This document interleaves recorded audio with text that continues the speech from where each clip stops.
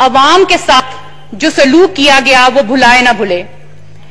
5.8 کی شرح نمو سے ترقی کرتا ہوا ملک منفی اشاریوں میں چلا جائے، کمال کی بات ہے، چلانے والوں کا بھی اور لانے والوں کا بھی۔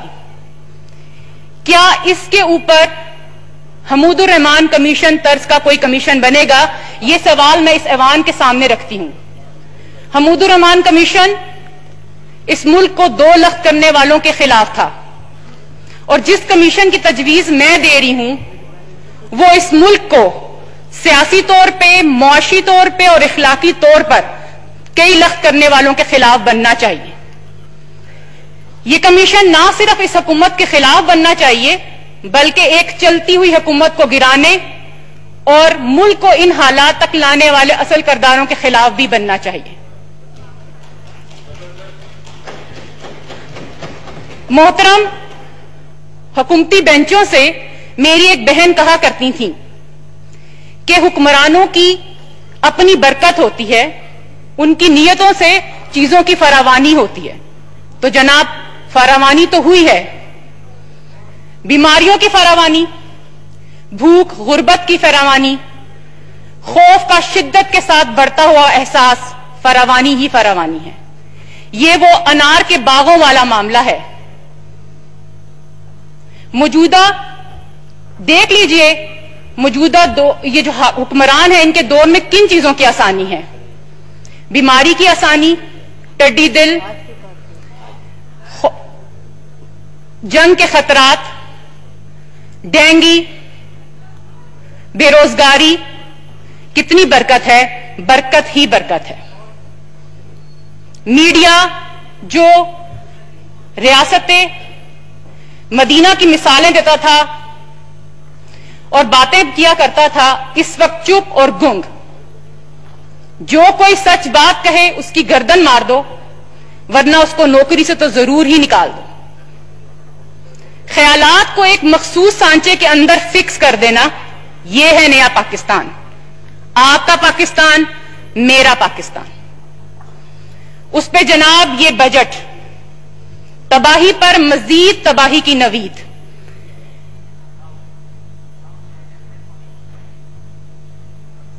اس بجٹ میں کسی کے لیے کوئی ریلیف نہیں دیا گیا۔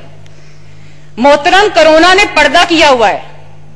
آپ کہیں گے کہ ہمارا تو اس میں کوئی قصور نہیں، یہ تو اللہ تعالیٰ کی طرف سے نازل ہوا، یا اگر یہ مین میڈ بھی ہے تو اس میں ہمارا کوئی قصور نہیں۔ جناب، قصور ہے۔ ہمارا قصور یہ ہے کہ ہم ان دوسرے ممالک کی طرح اس پر قابو نہیں پا سکے اور مکمل طور پر ہم ناکام ہو گئے۔ ہر جگہ یہ ریڈیوس ہو رہا ہے، مگر یہاں پر بھی ترقی کرتے ہوئے ہم تیسرے سے چوتھے نمبر پر پہنچ گئے ہیں، اور خدا نہ خواستہ اگر اسی طرح سے رہا تو ہم پہلے نمبر کی طرف روا دوا ہوں گے۔ بجٹ، ہاں جی، بجٹ 2020 یعنی وہ مشکلات جو ہمیں درپیش ہیں اور اگلے سال تک جانے کے لیے ہمیں ان کے اثرات کو جھیلنا ہے، ان معاملات کو ہم نے میٹ وٹ کرنا ہے۔ پہلا مسئلہ کرونا، آپ کنفیوز۔ کرونا نے جو زخم دیے ہیں یا جو زخم دینے ہیں اس بجٹ میں، اس کے لیے ہزاروں صفحات کی ضائع ہو جانے والی ردی میں کوئی حل موجود نہیں ہے کہ ہم کرونا کو کرپشن میں ڈال دیتے ہیں اور نیب اور شہزاد اکبر کے حوالے کر دیتے ہیں۔ کم از کم ان دونوں کی تو لاٹری نکلتی رہے گی۔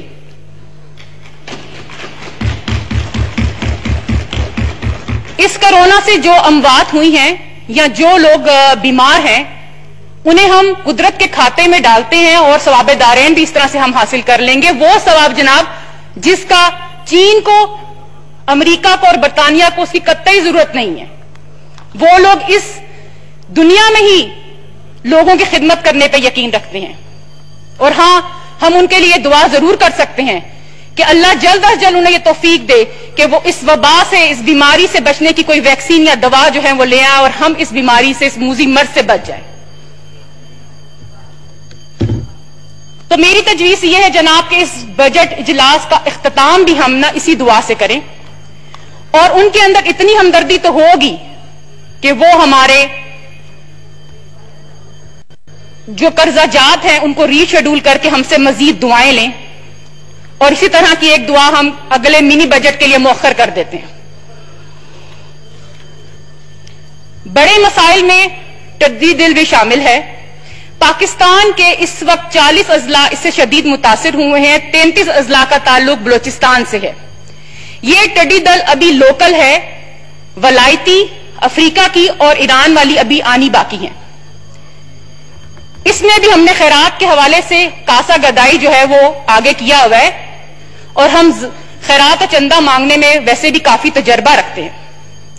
محترم، یہ جو خیرات، یہ جو چندہ کافروں کی طرف سے آیا ہے، اس میں سے وفاقی حکومت بلوچستان کو کچھ زیادہ نہ دے کر ہم بلوچستانیوں کا ایمان بچانے کی بھرپور کوشش کر رہی ہے۔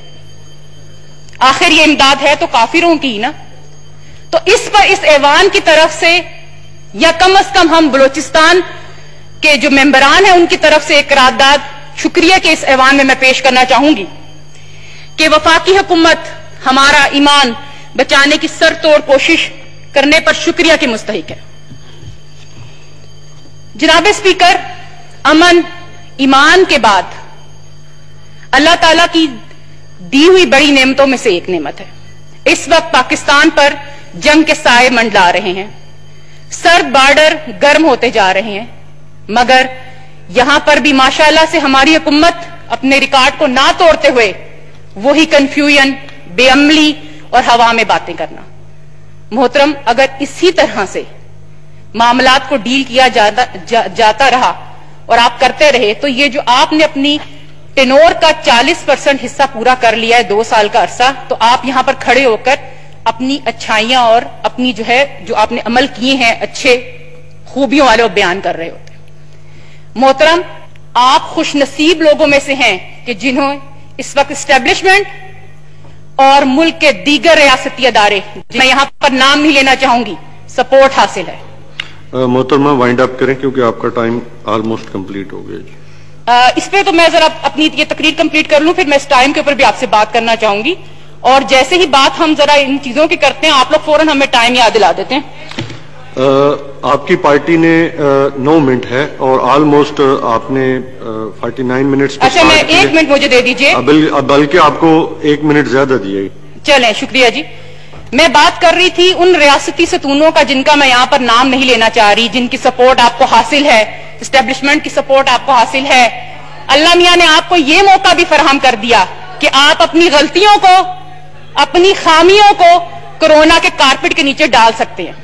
مگر محترم، میں اپنی بات ختم کرتے ہوئے یہ کہوں گی کہ وہ وقت دور نہیں، اور میں یہ دیکھ رہی ہوں کہ اس عوام، استحصال زدہ اور غریب عوام کے ہاتھ آپ کے گریبانوں تک پہنچ رہے ہیں۔ Thank you very much. اور یہ وقت اللہ جانتا ہے کہ ہفتے لگیں گے یا دن، لیکن انجام آپ کے سامنے ہے، اور اس کے ساتھ میں آپ کا شکریہ ادا کروں۔ Thank you.